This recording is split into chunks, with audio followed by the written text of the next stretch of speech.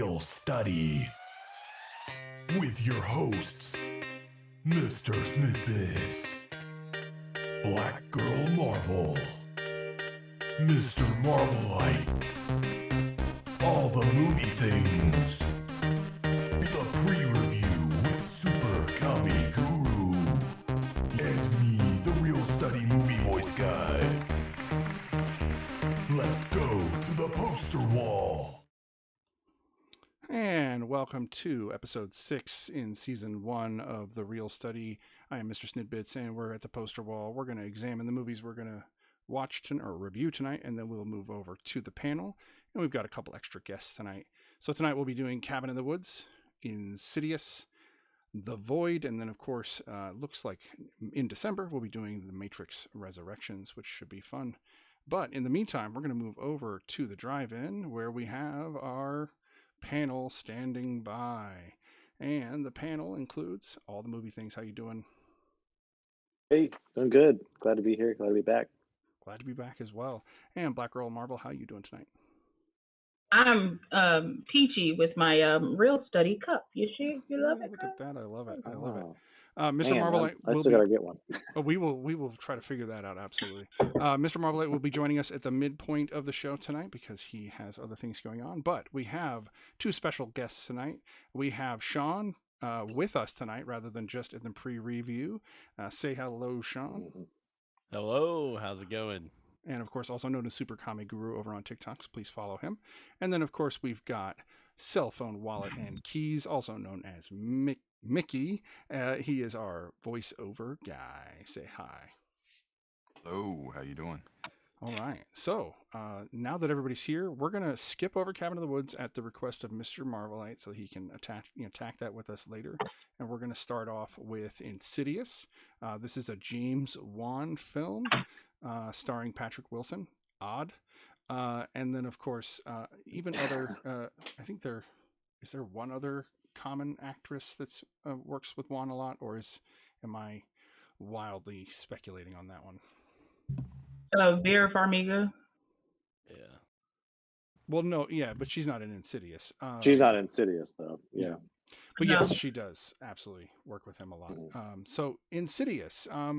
Why don't we let one of our guest hosts tell us their initial impression of Insidious? Sean, what's your first impression of Insidious? I actually really liked this movie. I know it's basically the retelling of, every ghost story that we all know by heart, but I really enjoyed the take as far as the demon, the look of it and everything behind it. It had a few moments that absolutely scared the crap out of me. Like I loved the little boy dancing and stuff like that. I enjoyed it. All right. How about you, Mickey? I actually liked it as well. Thought a lot of the scares were pretty good the first time I saw it. Acting was pretty decent. Not the best story, but it was pretty good. I enjoyed it. All right. How about you? All the movie things. Oh man, I think I'm gonna be the contrarian here. Or I this one for me. I think too. Like for me, because I've been watching so many horror movies this whole month, like back to back. This one for me wasn't really hitting for me. I was just kind of like, it was just kind of okay. Like none of the scares really were getting to me. And I was thinking about The Conjuring because I saw The Conjuring before this film too, and The Conjuring I love The Conjuring, and so I think I was kind of unjustly like comparing it to that in many ways. But yeah, like some of the others I mentioned, it is kind of a pretty standard ghost story kind of elements, but yeah, it was just okay for me. So. How about you, Black Girl Marvel? I enjoyed Insidious. I'm not really a horror movie person because I have no soul, so they don't make me afraid of it or anything like that. So,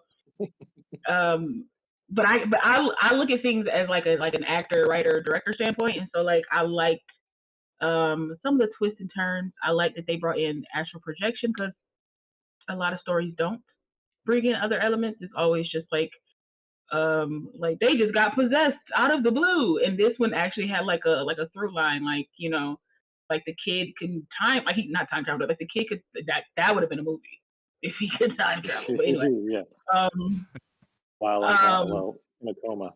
Yeah. yeah, Nicole, you know what I mean? Like time travel would be great, but like to bring that in, to see that it's Yeah. like a lot of these movies I've been noticing are weird stuff is happening and everybody's like, it's okay.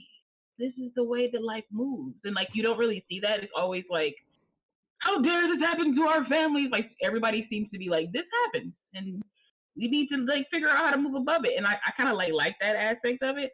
But I enjoyed it. The way it ended really made me want to see chapter two. So I'm gonna watch chapter two sometime. Because I just found it interesting. I was like, oh, she's back and he's a liar because he is afraid. So I was curious to see how it continues. Yeah. I like it. I like it. So I'm gonna put this out there. The moment I really, because I watched this when it came out, so a while ago, obviously, 2010. So I didn't really remember it. So I sat down to watch it, and I went, wait a minute. I know this movie already. Kind of Mickey alluded to this. This is not a new story in a sense, but I figured out exactly what story it is. It's just freaking Poltergeist, but with this astral projection thing involved, and that's it. And then the twist. It's got that little twist at the end. But so did, well, no, Poltergeist I think had a better ending, but I like the ending because it still leaves things kind of like, wait, what the hell? And I like that in horror movies. To me, that's an important element. If you either have to cap it off just right or leave it wide open for me to just decide for myself. But I'm with all the movie things on this. I thought it was a lot of the same. Again, we did just watch The Conjuring, so that is I think a better built film, and the acting I think is a notch above. Patrick Wilson though does have some range because I think that this character of Josh is a little different than the character we get in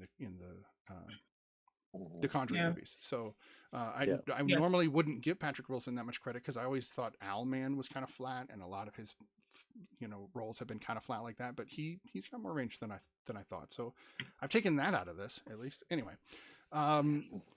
so we're gonna open it up. Anybody notice that the little boy is the boy from Iron Man 3? Yep. Oh. No, I didn't notice Yeah. that. The moment I saw his face, I was like, it's the boy. Yeah, he's just really young in that one. Yeah. Yeah, he's really young. He did a good job though. Like, I was very like. Oh yeah. He was giving me like those Dakota Fanning skills, when she's a little kid. You're like, man, that girl she can put out a performance, and I felt like that with him. So. You're talking about the Dalton character. Yes. Okay. Yeah. As I'm seeing a picture of him on IMDb, and I'm like, that's not that kid. Oh, he grew up. Okay. Yeah. Yeah, that's what kids do. Yeah, no. Just you wait. Just you wait. Oh, I know. I can't even hold my daughter the same way I did 3 weeks ago. She gained all the weight. Like she was like, oh, there's weight to gain. Let me just pack that on. I'm like, good. That's good stuff. Okay, so we're gonna open this up. Free discussion until we decide to rate it, or until we feel like there's not much else to discuss. But this is our third James Wan film, and I might have to put like a small hiatus on James Wan films for a little while, just to see what happens. I got an alert, but I couldn't tell what it was. Oh no! Somebody either hosted, followed, something wonderful. Whoever did whatever, we love you. Thank you. I wish I could tell you what you did. I'm going to try to see on my Twitch. So that being said, does anybody want to discuss maybe what stood out differently in this film, or does this just feel? I mean, there are a couple people said they liked it. I don't want to just squash it and move on because of my feelings. I want to keep the floor open to discussion. So, do you guys have more you want to say on Insidious? I mean, if you're gonna, I'm fine with the fact that I liked it, and I do understand where you're coming from about James Wan himself, because his movies, he does churn them out rather quickly, and other than the Conjuring series, the rest of them are kind of just almost a cookie cutter. But when it comes to a horror movie, I don't go in expecting top notch. Other than, there's a handful of horror movies that actually try to put forth. The rest, modern, horror filled with jump scares and plot twists that are supposed to put you in fright. But you know, as far as if I'm gonna sit down and watch a Halloween movie, Insidious might make it on my list, but like you said, I'd much rather pop in Poltergeist and watch that. Yeah, right. Yeah. The Which, thing. Oh, I'm sorry. nothing wrong with them. Oh no, nothing wrong with them. No. The thing that started to bother me was I liked how they didn't show you the man with the fire face and the dark eyes and the crazy eyes. Right? They avoided that through most of the film, and then they get to a point where they start showing him, and they start to show him so much that I'm like, oh, that's so cheesy looking, and it starts to take away the effect that I was having, where I was getting the creepy crawlies. Like I was like, oh, this is creepy, and then it started to fade away. This movie also, and I think James Wan in general likes to spoon feed things to people, and this isn't just Wan. This is generally happening in media these days. But essentially, they show you the room door, and then they need to show me the kid's picture from 5 minutes ago. I remember that. I don't need you to show it to me again. I know. There's a bunch. Yeah, there's some stuff like that for me in there too. I was like, I just saw that. My memory's not that bad. Right, even if it was in the beginning of a 2-hour film. Too. Yeah, no, it does. Yeah, exactly. It's like, I mean, yeah, it's one thing to do it like in a documentary, where there's a lot of interviews you see, and you have to like show their lower third again to remind you of like who this person is and what their position is. Like, sure, that's like totally different. But yeah, sometimes you just don't need to see repeat. I feel like sometimes it's like they're trying to fill space sometimes, but a shorter movie with more punch can be better, I think. Like shorten it down a couple minutes if you need to. Yeah. Mickey, go ahead. What do you think? Oh no, I'm sorry.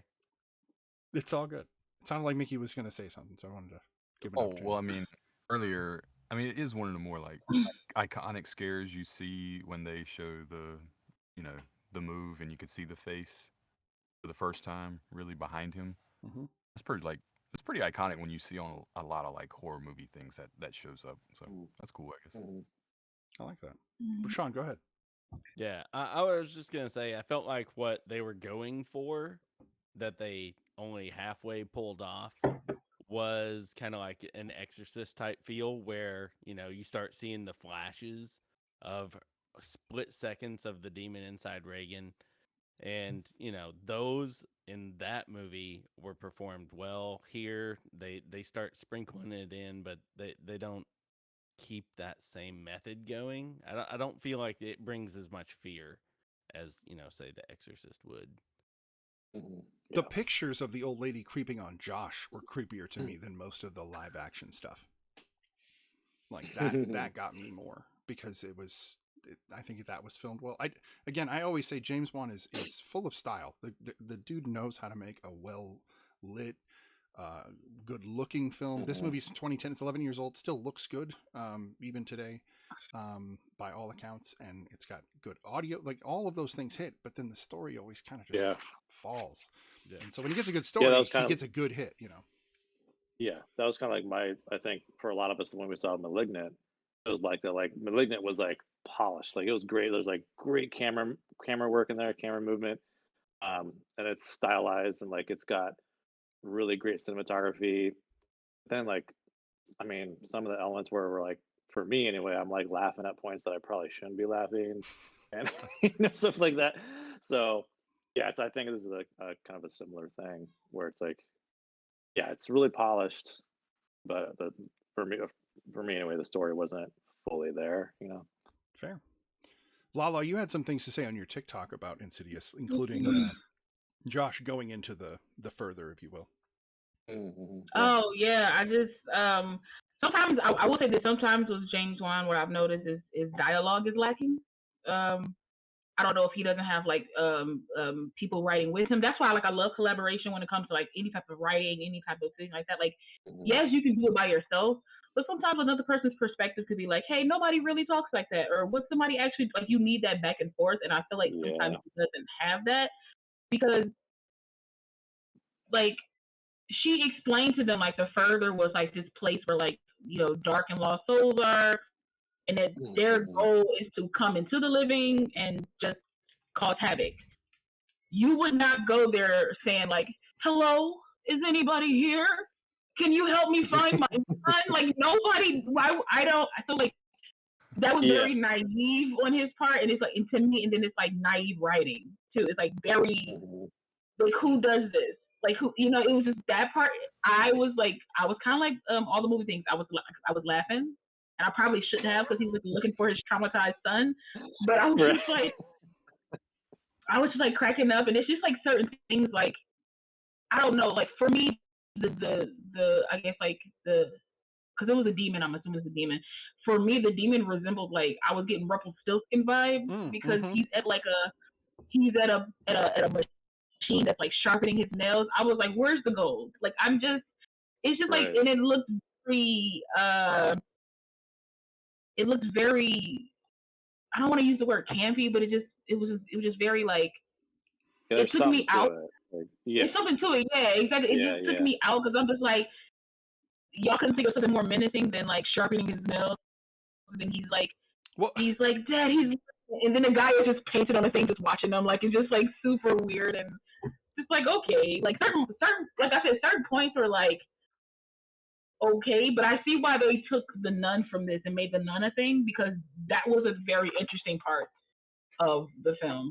That's why I want to see the second part because the fact that she has been stalking this kid since he was this man since he was a kid, and it's finally taking over his body. I'm curious to see where that will go. But it was just moments where I was just like, this is there like are that 3 more. Enjoy. There are 3 well, more. no, I'm only gonna watch chapter 2 because I think the other ones are prequels, if I read it correctly. And I feel like the first Insidious was a prequel. I don't need to see the other ones. I don't really care that much. I just want to see what happens Right. to Patrick Wilson's character, afterwards. I think I people. agree with much. Yeah, I was gonna say. Horror falls victim to poor dialogue a lot. It does because people rely on the Totally. kills. Halloween Kills is a perfect example of this. Yeah, Yeah. that was my got a lot of that was over-the-top my big kills. thing about it.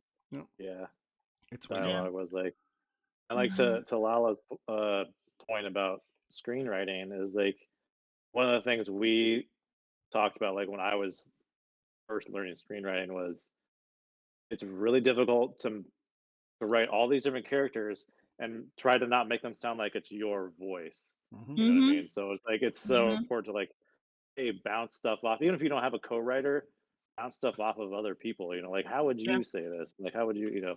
Yeah. So I think that can be an issue a lot of times. Yeah, and even if you're like, I'm gonna do this by myself.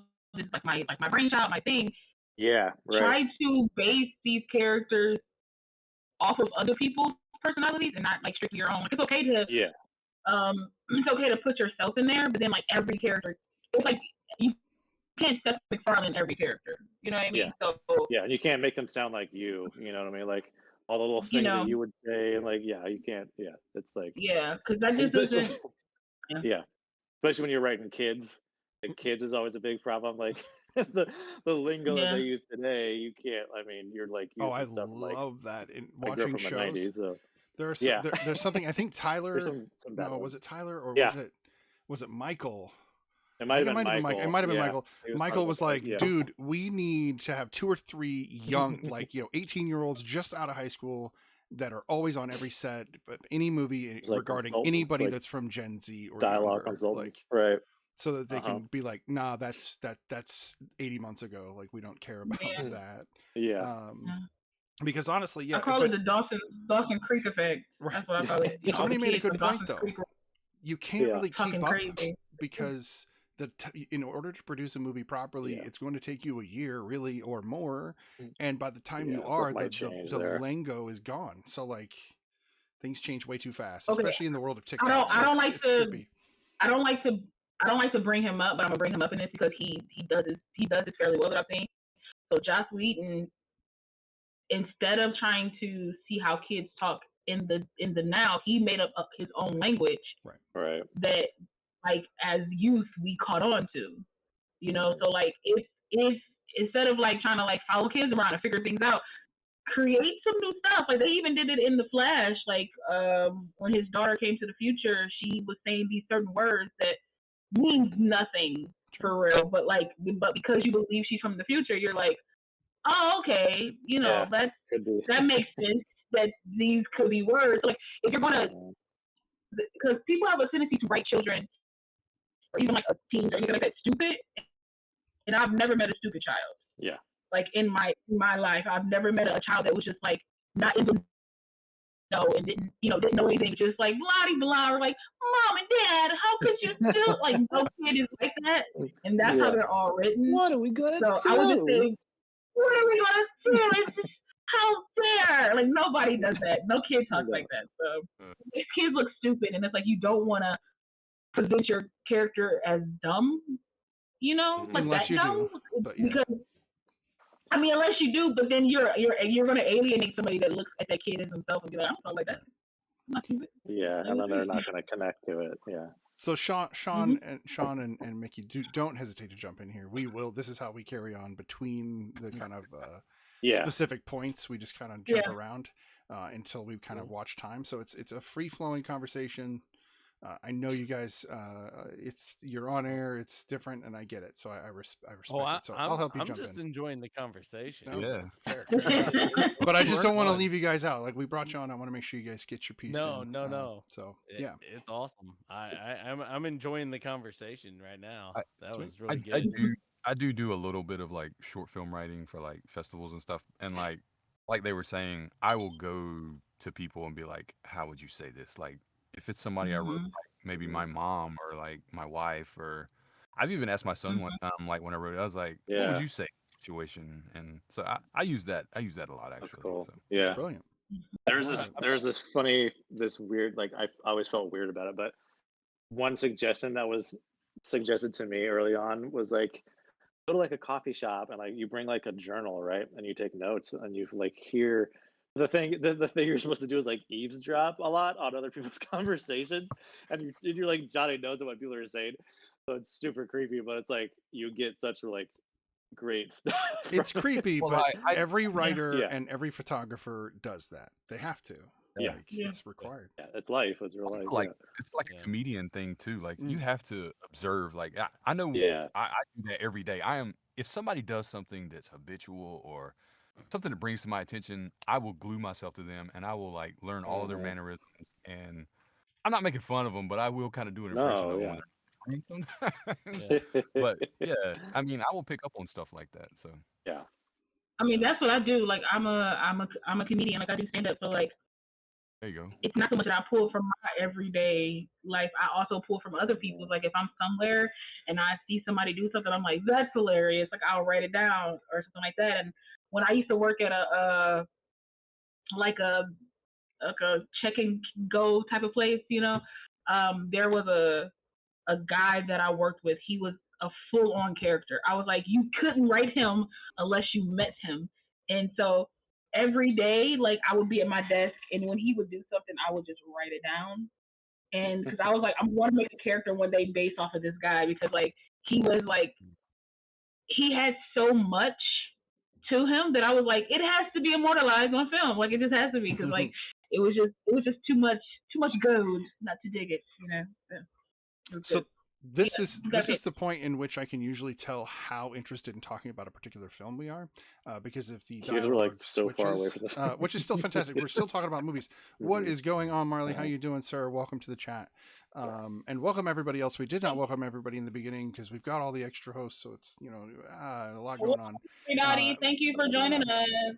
On that topic, thank you for being here, everybody.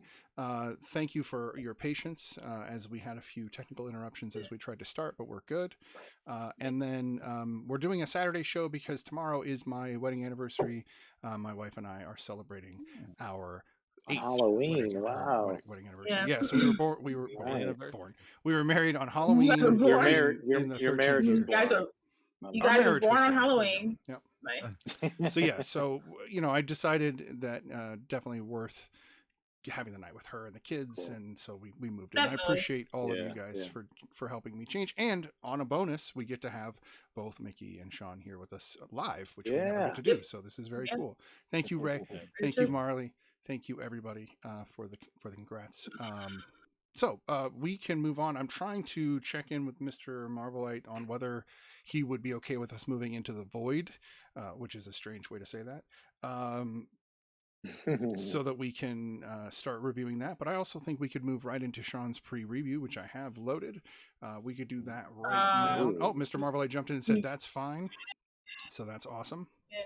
So also, can I just yell at Mr. Marvel real quick. He I don't know how long Like, we've been associated now, but he just follows me on Twitch like, right now. Just now. That's hilarious. Dang. And that just blasphemy, Right? man. Just I think I was blasphemy. following It's you like, on wow. Twitch before he was. So if And you're not following, you're not even on Twitch like that. Like, if you're That's not funny. following Black Girl Marvel, all the movie things, Super Comic Guru, Cell Phone Wallet Keys, Mr. Marvelite, or Mr. Snidbits on all platforms. Specifically, though, here on Twitch and on TikTok, those are the biggest ones because that's where we all primarily base ourselves. But as well as YouTube and others. So if you don't already know that, I think a lot of the people that watch us do know that, but I like to put it out there. We're gonna go ahead and do. Oh no, No Time to Die is leaving theaters. Well, you will get to see it in digital form, Marley, soon because they don't take very long. Yeah. Because they've already got it made and ready. They just have to release it. So that's what's nice about the modern True. world. Not like back in the 80s where you literally had to wait for them to put it on film for them to then ship to you. That was a lot longer process. So let's move over to the pre-review. This is Sean's pre-review. He's not doing it live. We tried to convince him. He said no. No. So here we go with Sean's pre-review. How's it going, Real Study viewers? I'm Sean, and I'm back with this week's pre-review of all the things coming to theaters and streaming this week. As usual, we'll start off in the theaters, but I'm going to save the best for last. So first, let's jump into Spencer. Now, I'm not the biggest knowledgeable person about the royal family, but Kristen Stewart is going to take and tell us the story of Princess Di, who is one of the most beloved people in the royal family, really, for all of her work that she did around the world. She was absolutely incredible, so I can't wait to watch this movie.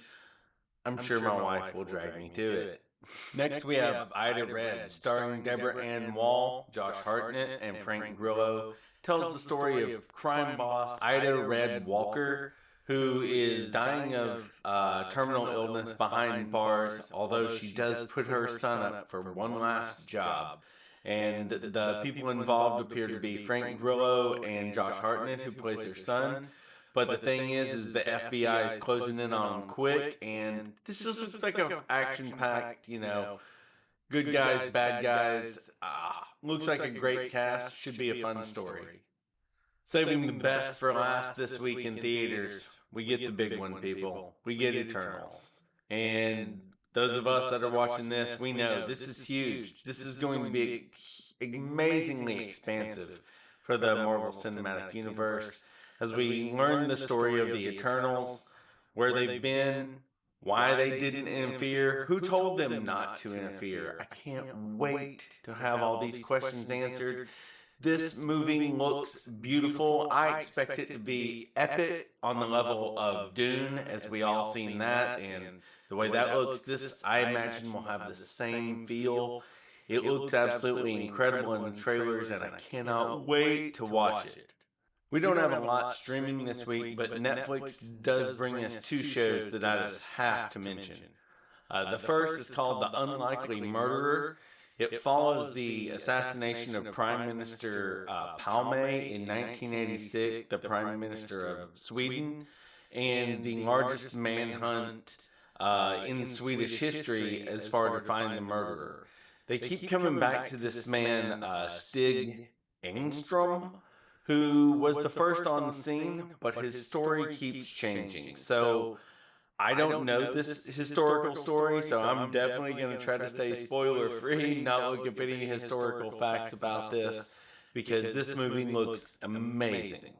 Netflix also hits us with a cop movie. Now, this is a documentary done by Netflix. It looks incredible. The trailer is so intense. And let me tell you the tagline under the IMDb. It says, two professional actors undergo an immersive process to find out what it takes to be a cop in Mexico City. This trailer is pure tension. I can't imagine what these actors go through, but I'm definitely going to watch it. It looks incredible. And that'll wrap us up, everyone. I'm Sean, and thanks for watching this week's pre-review.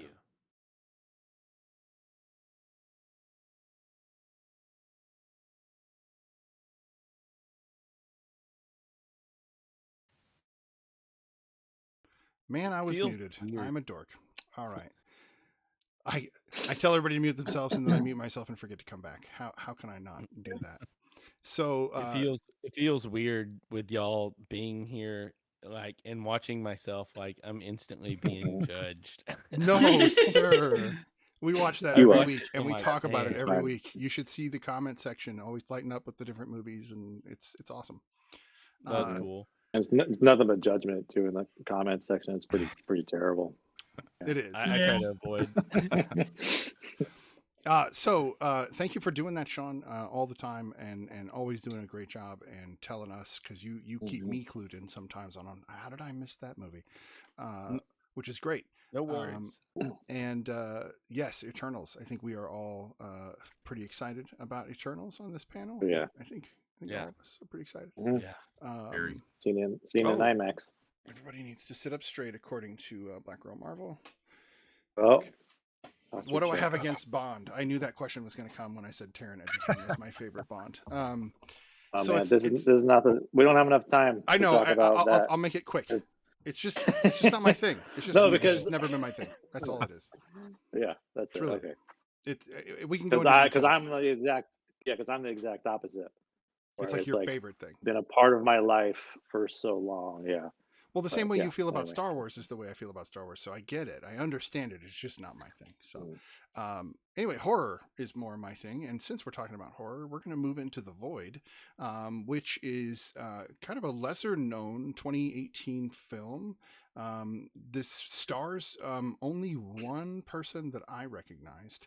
And I'm going to get the names here in just a second. But why don't we go ahead and start with all the movie things and hear his take on The Void.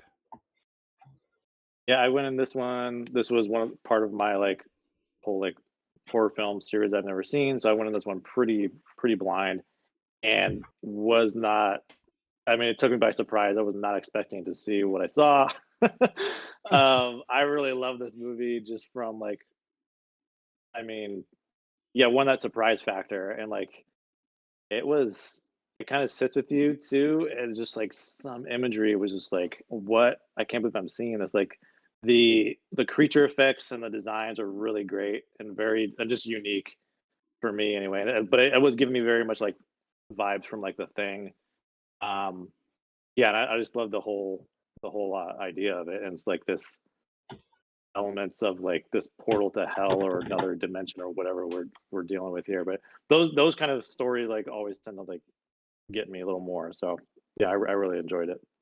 That's fair. And I was just informed blatantly that we did not rate Insidious, and that's not like us. We just kind of yeah, we did. That's right. Flew right past that. So we've heard all the movie things. Good Take. catch. Why don't we go ahead and hear your rating of Insidious?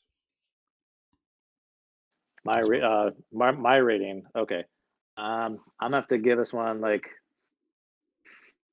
it's tough. No, I'm for gonna say Insidious. for Insidious, yeah. For Insidious, I'm gonna have to say a 6. I respect that. Would your kid self have seen this? Probably not. No, I probably would have avoided it just because I didn't watch a lot of horror in general. But I probably would have been maybe a little scared of this one if I was younger. So yeah, probably would have avoided it. This is where you and I differ, because I would have absolutely watched this, because I watched Poltergeist probably when I was 12, 11, 10. That's a good really point. young, Yeah. So I did see Poltergeist as a kid. But this is a little more intense in some parts, like the Poltergeist, although the real dead bodies in Poltergeist. Besides, I digress. I'll go ahead and say that I give this movie 5, mostly because it's not that original. Kind of been done before. I think this may be a biased 5 because I'm kind of worn out on James Wan right now. So maybe I should watch this in a couple years alone without other Wan films. Right. And see. So maybe I'll be generous and give it a 6, like all the movie things. Kid self probably would have loved it because it would have scared the crap out of me, especially the devil demon thing. Moving on, Alala, what is your take? I enjoyed Insidious, so um, I'll give it a 7. I'll give it a 7. Like it's like very middle ground for me. It's not something that I will watch again. But it's something that I enjoyed while I watched it. It was something that I never planned on watching ever in my life, but since I did watch it, I enjoyed it, and I don't need to watch it anymore. That's You even know? better. Yeah. My kid self would have probably given it like an 8.5. Like kid me would have probably freaked out by like the quick images of like the demon with the red face, just popping up and like things like that. Like my kid self probably would have like loved it because I was sneaking watching The Omen as a kid. Like so, I would have loved it. I love Yeah. sneaking horror movies. Sean, what's your Yeah. what's your review? 1 to 10 is the scale, Oh. and then you can choose in these horror movie cases to add what your kid self, 12-year-old specifically, would have thought of this film. I'll give this I'll go with a 7 as well. It was pretty fun, it's not going to be on my rewatch list, right there. Oh, time Exactly. to watch Insidious. But I did enjoy it for, That time of year. Yeah. I did enjoy it. My kid self would have been all over this. Felt like I was the king of sneaking horror movies, going over to a friend's house and being like, my mom said we could rent movies. Here's $5, and you go to Blockbuster and you and your buddy are like, what's Yeah. the scariest thing we can find? And they didn't care then. Oh, I know. It was Oh, Blockbuster. They didn't. wonderful. They were like, "You're renting something? Please have this. Go." So, Yeah. Yes. No, Blockbuster. Mickey, I love it. what is your take? I probably would give it a 7 as well because it's right in my wheelhouse of the kind of stuff I watch. My kid self would have been all about it, watching it, because that was my kind of thing back then. But yeah, definitely about a 7. All right. So it sounds like it's got a spread, but everybody thought it was okay. Watch it, Yeah. if you want to. Guess that's true for most movies. Moving back to The Void. Why don't we take Mickey? Why don't we start there, and then we'll move over to Black Girl Marvel, and we'll just kind of bounce around. So go ahead. Okay, so The Void. First of all, again, this is something in my wheelhouse. I love like eldritch horror type stuff, H.R. Geiger, Lovecraft, and that kind of fit in here. So the creature builds were awesome, and the prosthetics and all of this stuff was so cool. I kind of disconnected with a lot of the writing. Like sometimes things just didn't make sense to me, or I thought it was maybe a little weak in the dialogue at points, and the acting was pretty average. It was good enough though. Like I enjoyed it. I know that this was an indie film, so they were working it, and I thought they did a pretty good job, acting wise for what their experience probably is. But overall, I mean, it was fun. I couldn't stop. I didn't want to look sometimes, but I couldn't stop watching. Yeah, there was a moment. Yeah, I hear you there. Yeah, like where I was like, I just got to look away for a second. Okay, I'm back. Somebody did either, again, I keep getting these alerts, and for some reason they're not coming up for me, which they should be, but thank you for the host follow thing that you did. Thank you. Who did that? Moving on to Black Girl Marvel. What do you think of The Void? I didn't know what I was getting into when I started this film. Just by the poster itself, I was like, "Oh man, I don't know what this is going to be. It's it's blue and black and starry." I was like, "This can't go right. It has to go wrong."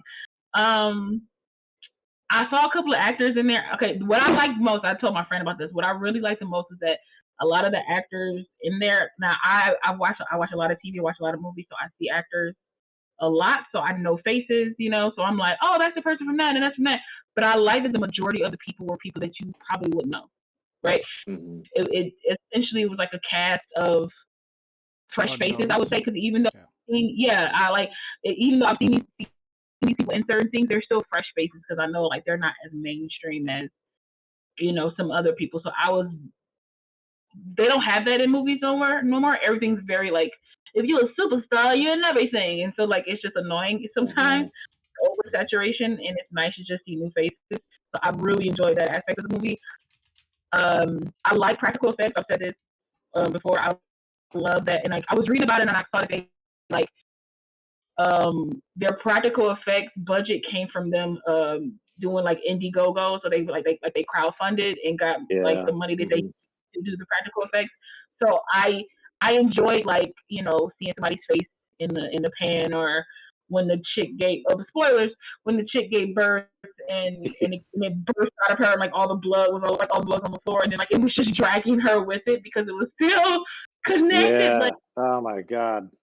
so like Yeah. I thoroughly enjoyed that aspect of it. All in all, Right. couldn't stand the movie. Really? Really? All right. So, Sean, do you want to go next, or do you want me to go next? Oh, go Couldn't for stand it. the movie. Okay. So one, that's terrible. This movie is amazing. I love this film. Okay. Two, Not my cup of tea. I didn't realize it, but I thought it was true when I was watching the movie. But that's Knives that's playing the intern in the film, which I thought was great. Yeah. Knives from Knives Scott Pilgrim. Knives Chow. Like Chow, yeah. Ellen Wong is her name. And then I did recognize Kenneth Welch, or Welch. I've seen him in several other things, but the other actors, like I genuinely was like, I don't know who this is. I don't know who this is. That's fine. Yeah. But I my general impression of the film was like, okay, what is this? This is kind of maybe potential B acting. Like, where is this going? I did like that it had that kind of Evil Dead-ish beginning where it was like, we're gonna just burn this chick, and you have no idea why. I'm like, okay, this is brutal, and it's started out brutal. So I like that about it. And then the guy that plays the father, because they don't actually give him a real name.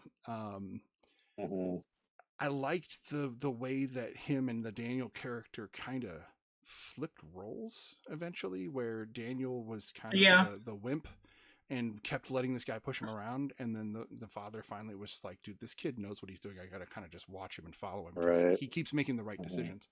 I don't know. There's some great character development I didn't expect. There's elements of like, wow, they really brought my feelings into this by using the husband-wife trope. Don't do that to me. I hate it when they do that. Because then I think about my wife, and then that gets me all icky. I can't believe I just said that. But overall, I suggest if you like dark, gritty, gross, slimy, Lovecraftian horror, jump in 2 feet with this. Sean, what's your take? So I love gross, gritty, over the top practical effects horror. It is right up my alley. Lovecraftian pulls me in automatically. I love over the top stuff, and when a movie knows it's being over the top and can do it the right way, it hits for me. Like many others have said previous, I love fresh faces. Indie horror is one of my favorites. I'll go and purposely search out indie horror just to see, even if it's bad. I would love to watch somebody's bad movie, because I find that type of stuff fun. But this one was great. I really enjoyed it. Nice. Yeah, definitely a sleeper. Okay. No, thank you. No, that's fair. But did you like The Thing, Black Girl Marvel? Never seen The Thing. What? I have a movie I have to redeem. Holy crap! What's really nice is I have unlimited points, so I can. But that's got to get redeemed. What I'd love to do would be the triple feature. Would be dope. I mean, hey, listen. Here's the thing. As you all know, everybody doesn't know this. Maybe you, like, majority of you guys know this. Our 2 new hosts don't know this, but I love bad movies. I really do. Like, I'm a huge fan of Super Mario movie. That's a terrible movie. Okay. Oh man. You know, so I like bad movies. But for me, this one took a lot for me to pay attention to. If I have to rewind to be like, what? So like, if I have to do that, or if I'm like on my phone and I have to be like, oh snap, let me get off my phone. Like if I have to do that, it's not getting my attention enough. Mind you, I love the gore, I love the practical effects, like I said, but I was just like this story. I was like, all right, y'all, do what you gotta do, I guess. Okay. So hopefully I could be on a movie like this in the future. That's fair. This movie reminded me of 5 other movies combined into one in a lot of ways. So The Thing, absolutely. Yeah, there's a lot of stuff. I got like Grave Encounters, even though it's like a found footage film, but it has like the deep, dark hallway feel. Then I also got Lord of Illusions. If you guys have ever seen that Clive Barker film, the dude at the end of this movie feels a lot like the weird priest at the end of Lord of Illusions. So like, there's a whole bunch of these like things I grew up with that this movie just pays beautiful homage to. And I do love that this movie kept teetering between, is he going to use duct tape next to patch up that wound, or because you couldn't tell. Right. Daniel was so rough and tough, dude. He could take anything. He bled out like 3 times and lived. I don't know how he did that, but it felt like he just needed to look duct tape, and I would have been like, there's Ash's predecessor, or not predecessor. I can't even come up with the word. Anyway, Ash Williams. Successor. Thank you. Successor. Yeah. Because that's what this movie was doing. It kept teetering, but it also doesn't tell you enough, which I love. I love when movies don't tell you anything. Sorry. Yeah. The whole indie thing was really spoke to me too, because like I like watching credits for films, and so I'll sit and watch, and generally like, so a lot of those icons you see at the very end that roll up, you'll see like the Motion Picture Association logo. You'll see a lot of different like what they edited with, a lot of times what film they used, and like cameras they used. And a lot of times it's like an Arri Alexa, which is a pretty standard film camera. Like there'll be some Sony cameras sometimes, or Panavision, and this one like stuck out to me as being an indie because they used like Canon cinema cameras, which a lot of like movies aren't using Canon cinema cameras. And they're great cameras though. Like I've used Canon cinema cameras before. They have an awesome image and great color. And I just thought it was like, it just really stuck out to me that like, yeah, they're really super indie because they went with like a crowdfunding campaign, and they're using still great quality cameras, but something that was like budget friendly. Yeah, it was just one of those things that stuck out to me from a filmmaking perspective. I love that stuff. That's awesome. We just got rated by Psychopunk and a party of 7s. We want to say thank you very much for that. Oh, But no, I agree. You can tell this film is indie, but it worked. But it was done really good. Yeah, it was done really well. Their special effects, they spent the money on the last third. You can tell. They were like, okay, hold the money, hold the money, hold the money, hold the money. Like, and then they put it in. I thought it was I thought it was pretty like technically sound really when I was watching it. No, totally. You know, like sound and visuals were there, you know, effects, all that stuff. And the doctor, once he, you know, finally went, I don't know, spoiler alert, but went villain, you know. I thought he was basically voice acting, and I was like, wow, that's really good. Like I was really sucked into that. But yeah, there you go. No, I like the guy at the end. I like the effects of like the doctor at the end. I thought that was like really good effects. I thought that was like honestly, I was like, where has this guy been the entire movie? Like I love the look of him. He had like a very menacing quality to him. So I mean, like I said, I love the sexual effects, but the story itself, I was kind of like, all right, kill everybody and just like all right. Like, are we in a pocket dimension or another dimension? Okay, we're mutated babies. All right, like we do what we do. Like, you know, just like I'll just, you know. I wonder what does Mr. Marvelite think of the Void? Yeah, what does Mr. Marvelite think of the Void? I am so glad to be off of work right now. I can just tell you that right now, first of all. So he was literally in the Void, you guys. Crazy. I was literally in the Void, like the abyss, void. Like so I'm sitting watching this film, and in the first like 10 minutes of the film, I'm like, I have seen this before or something. I think because this was more of an indie film, I think that a podcast that I listen to, if you like horror, like podcasts and stuff, I recommend the No Sleep podcast. And I think they did like a promotion for this movie. And so they had like, I don't know if it was films that were like stories that were similar to this or or what, but I'm sitting there like feeling like I had that deja vu Matrix moment. But I liked how it started rough. I like how you don't know what's going on with the girl being lit up. You find the guy, on the side of the road. Um, and you have this hospital, and everything in this hospital was completely set up to be just, like the worst case scenario. They've already packed up to move. Right. They're Yeah. like on a bare bones staff. They don't know No one's like all of there. the Right. supplies are like far away from where at that point, like Mhm. if you want to have like a horrible event happen, just put the life-saving supplies as far away from you as possible. Sure. But it was definitely interesting. And it was funny though, because I was thinking the Void was going to have something more. It was definitely a cult type thing because it gave me that Lovecraft vibe, which a very interesting fact about this film, and as a cautionary tale, that if you are in anything with creativity, be careful who you tell your ideas to or where you say your ideas.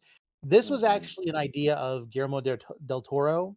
That he was at an event where the guys who created this film were at, and they overheard him talking about how he wanted to make a modern Lovecraft film. And like he was throwing ideas around, and they turned around and they made this film. So they didn't like directly steal an idea from him, but they kind of went the direction that he wanted with it. Um, and so like, it definitely had like a lot of positive moments. I think the pacing was a little bit off, and I think in some cases it was intentional that they kept you wondering what was going on, like the illusions or the hallucinations that the people were going through, because you're sitting there like, how in the world? Like, I think the thing that bothered me, that kind of pulled me out of the film a little bit though, was that father and son scene where the son's walking, all of a sudden there's like a room with light with windows and stuff, and they're both having the same hallucination, but from different point of views. Um, but I mean, it was definitely interesting. I love anytime somebody uses practical effects. So that always goes well for it. And I think when they do practical effects, it makes things even more bloody or gory. Because there's a tangible aspect to it. Which I think is why things worked like the Alien franchise at the beginning. I think the moment that they started doing like Aliens versus Predator, where they did more CGI, it disconnected me from the franchise. And so I almost feel like we need to get down to more movies doing that. But yeah, that's my like original take from it. So the daughter, once she was born, because I have the spoiler alert up, so you guys can just go crazy here. The daughter, once she was born, which was immediately 10 times larger than the person she was in, Mm-hmm. looked a lot like the alien from Resurrection, as Marvelite just brought up Aliens, and I kept getting those kind of vibes, like the creature child from the Alien, the Ripley like clone, that weird thing that scares the crap out of me at the end of that movie every time. Or just makes me feel bad for something gross, which I don't like feeling bad for gross things. If you're gross, be gross. But this movie, I think, intentionally keeps the pacing wrong because you're not supposed to know exactly what's going on for most of the time, and the doctor is in control of what's mostly going on inside the hospital. So once we enter the hospital, all sorts of weirdness happens with everybody. So the shared hallucinations work for me. The fact that at one point the mute kid who got bit on the throat is like backing up away from the daughter as the father is killed and like absorbed and the light the thing on fire. If you look really carefully, there's a woman with a baby standing right behind him in a frame. Yeah, I And noticed that. I was like, I'm like, there's a metaphor here. They're definitely throwing a metaphor, but it's not explicit. Could this be that because the father is seeing this behind the guy and saying, sacrifice me so I can be with my wife? Is this the guy's, the mute kid's family? They didn't say, but I had to back it up. I was like, wait a minute, did I really just see that? So there's a lot of that in this film where it's just added to make you go, wait, what? And I'm okay with that. I don't like that. I'm I okay don't with like it. That's fair. I I don't like like the end. I like the end. I love ambiguous endings. I love them. Yes. Here's my only thing about the ending, right? Where was everybody else? Like, I get that he pushed the guy through the thing, but how did he end up with his wife and the boy? So, like, Beverly should be in there. He said yes. Like, Yeah. So the it's other their doctor world. should be in there. I don't. Yeah. Okay. He did say yes to the doctor at the very end. He said, "Join me," and he says yes. And that's when we see them together, and she's not a weird creature monster thing. Okay. No, it's don't get me The wrong. There's void's no a right large answer. place. It could Yeah. be anywhere. That's a good point too. No, I don't. I just said okay. I'm just saying okay. Wait, There's no I extra think to my okay. It's you just could an almost okay. say that they were just taken off of the pyramid and they're looking up at it, you know, after Yeah. being reunited, and everything Right. that maybe else is up there is, you know, everyone that was left over. Maybe everybody else is Okay. in the further. Yeah. Oh Lord. Yeah. Okay. Sorry, I'm bringing the fucking movies down together for there. this movie. Why don't we go ahead and rate this movie, because I think we're going to spend a good amount of time on Cabin in the Woods since there's 6 of us, and that's a solid movie with a lot to tear apart. And we did speak about this movie in depth as a group about a couple of weeks ago, so this should be interesting to see what we bring back up. And I know Mr. Marvelite is stoked. Like he insisted we wait to watch and talk about this film last, which is great. So why don't we start with Sean? What was your rating for The Void, and would 12-year-old you been able to watch this? Oh, I'm gonna give this an 8. I really enjoyed it, and 12-year-old me would have probably wanted to watch this and then watched about half of it and been too scared to Yep. finish it. Agreed. But I would have tried. Mr. Marvelite. I like this more than Insidious. Going back from like you guys talking about the Insidious and stuff, like I feel like Insidious had already been done. I do agree with the whole Poltergeist thing. In fact, I think that the remake of Poltergeist was better than Insidious. And that was terrible. Well, the clown, the clown was more terrifying, and yeah. But regardless, I would probably say for this movie, I'd give it probably a 7. All right. As a kid who, at the early age of like 7 and 8 years old, was sneaking into the living room to watch horror films at night, I would probably have given this probably a 10 because it terrified me. It would have terrified me as a kid, and I loved anything gory. Like my favorite part of Terminator 2 is when Arnold Schwarzenegger removes the skin on his hand.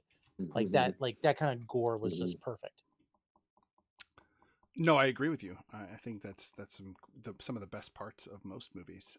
Let's move to Mickey. I think I'm thinking a 7 again on this one too, and it's really all towards the technical aspects and the creature creation and practical effects, and all that stuff was just great and solid. Again, you know, a lot of the dialogue and acting wasn't really doing it for me outside of a couple of the main characters, and makeup and effects all amazing. And kid me would have loved this and probably would have rated it like a 9 or something, and would have watched it and been like scared to go to bed or go to the hospital or anything like that. I like that. For sure. Lala Black Girl Marvel, what do you think?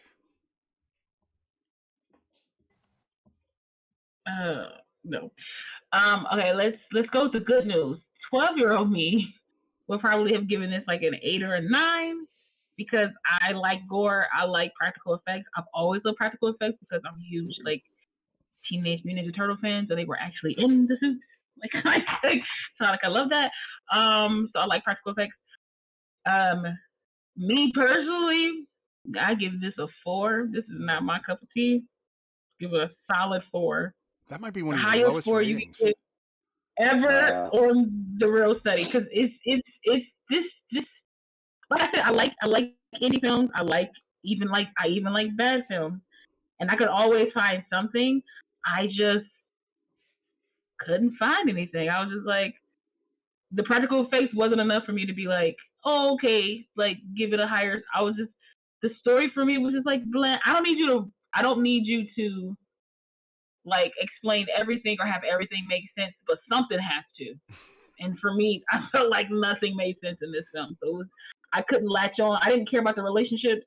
I didn't care about him and his wife. I thought they weren't together anymore. So I'm just like, I don't care that y'all want to be together now that like your lives are on the line. Like I didn't care about anybody. I wanted everybody to die. I probably would have given it a higher rating if everybody died.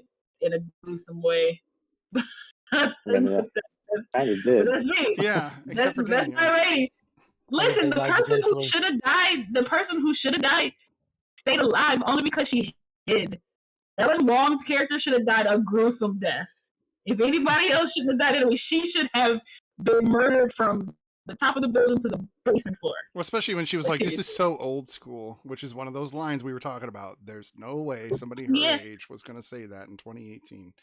Not going to happen. And she was just, and for me, she was just, her character was just too much for me. Yeah, no, she She was a was bit just over too the much top. for me. Yeah, killer. I'm gonna go ahead and rate Murder. this. For me, this is a 9. This movie jumped into it's probably in my top 20 sci-fi horror films pretty quickly. This will be being added to my collection as soon as I can afford it, hopefully on a sale. I know that's terrible, but when you're a budget movie watcher, that's how you got to do it. But I really love not. it. No, Okay. You want me to pay full price on everything? On everything? No, I'm saying it's really not a bad thing. No, Oh, I'm okay. agreeing with you. I misread you there. You're good. So You're fine. I did get so many Thing vibes and so many gross out moments, and gross out like automatically elevates a movie for me, especially if I feel a little ill. So bonus points for that. So yeah, 9. As a kid, I watched The Thing when I was young. My parents didn't have a lot of guidance over me. I would have watched this and loved it, and then had nightmares for weeks. Because this is a nightmare movie. And I got to give it to Daniel as a protagonist. He's probably one of the strongest I've ever seen in a film. Just he's a survivor. All the movies. He grew as a character. I agree. You know, being a nightmare movie, did anybody have nightmares after watching it? I watched it today, so I haven't slept yet. I'll let you know. Okay. I was to sleep as like a baby. No. All the movie things. What is your rating of The Void? Void. Yeah, I'm gonna give it an 8.5 for me. Yeah, it was just really, really great. Just big part was like it really surprised me. Was not expecting it, what I saw in this, and I actually did really like that that trauma that they had with the husband and wife with losing the child. And so there's a lot of that kind of stuff going on with them, and for me that kind of like kept that like held for me, that held in my mind the whole time I was watching this. Far as like kid me, I probably would have not watched this, just because it would have looked like too crazy for me, because I like a lot of the horror films like that I've seen haven't happened until like later on in life. So I avoided a lot, except for like the 80s, a lot of the 80s stuff, but yeah, I probably would have not seen this as a kid. Too freaked out. Marley, you can pick up the Real Study mugs if you go to the Real Study Theater Discord. You can actually go to the top of the page or top of the server where you'll find the link to the cups, where Mr. Marvelite has designed and created wonderful mugs for all of us to enjoy. So yes, quick plug there. And thank you for asking. That being said, I believe that's everybody. We started with Sean, and 6 of us is throwing my brain. Yes. We're going to move on that to is everybody. Cabin in the Woods. So again, back to the poster wall. Cabin in the Woods, final movie, even though it's listed first. And we are going to talk about this. There you go, Mr. Marvelite. Thank you. So right there in the chat is the link. That being said, Cabin in the Woods, directed by Drew Goddard, released, I believe, 2012. Is that right? I think I'm right. Yes. Executive producer, the guy we don't talk about much, or we do, but we try not to give him much credit. And stars Chris Hemsworth, Fran Kranz, Jesse Williams, Richard Jenkins, Bradley Whitford, among others. Those are some of the biggest names in the film. Why don't we hear from Mr. Marvelite, since he was definitely like, dude, let's talk about this movie. Okay. So a movie that is, yes, meta as all get out, like Mr. Snippet said. This movie, it plays on all of the tropes. This is the concept. And if you've never watched this film, let me just go ahead and give you a quick plug about it. If you've ever considered, we have all of these horror, these horror movies with all of these terrible events. What if they were all orchestrated for the purpose of, trying to keep something at bay? And that's basically the entire premise of this movie. And you don't find that out until a little bit later on. But basically, it's just another one of those films. A group of college kids are getting ready to go off to, a cabin in the woods. I mean, it's pretty obvious, where they're going, and you've got the creepy gas station guy, the weird tunnel that gets you to the location that makes it all secluded and all spread out. It's Mordecai. It's yes, it's the creepy cabin that has the one-way mirror or the one-way glass, along with the basement full of all of the Hijinks. Creepy yeah, crawlies. hijinks and Hijinks. Yeah. the witchcraft and all that kind of stuff, and all of those great secluded locations that you are known for when it comes to a horror film. And what was interesting though is Joss Whedon and Drew Goddard were part of this. They filmed it and then lost hope for this film. They actually thought that it wouldn't do well, and it was actually, I think, the distribution company that actually pushed Whedon and Goddard to finish the film and to get it out there, because they had faith in it where the actual creators didn't. It made money. um It it doubled its made money. yeah, it made money. This was not one of those things where they intentionally had done this before, because Chris Hemsworth was a big name. He was not a big name before this. They were filming this in the process of him doing, in between like the Thor and Avengers films, and so he was not a household name at that point. Same with uh the other one, Red Dawn was the same kind of thing. He filmed this at a similar time. right. But there's a lot of fun stuff. I want to go into a whole lot of things because I could take a whole lot of time, but I'll stop there and then let it go on from that point. All the So movie things. What is your take on Cabin in the Woods overall? This is like the first film that I saw in my horror film run for this month, and I was like blown away by it. I like instantly love this movie. I can see why it's like such a favorite for so many people. I mean, I think for me, just because it was a great balance of comedy and horror, and just the idea of like, yeah, like this is all orchestrated by this like and it's not just like it's all around the world. Like all these different like organizations are trying their best to like keep something at bay, and so they're all like, which was another funny thing because you get to see a little bit of that from like the Japanese organization that's trying to do it, and these little girls are able to like defeat this this creepy entity. um just like, yeah, I mean, I just right away I was in love with it just for that first like opening sequence with Richard Jenkins and Bradley Whitford. um and just like, I mean, it definitely is like this meta thing where it's like a commentary on horror in and of itself. So I just had, it was just a fun film. It's different than like say like Tucker Tucker and Dale versus Evil, where that is also a very similar kind of like, making a commentary on horror. It's a horror comedy. This one just like hits differently for me, where that one seems more like goofy, a goofballish comedy. Sure. For this one, like, is a little different, but both great films. Yeah, I instantly love this movie. I like it. I like hearing that. Why don't we go with Mickey?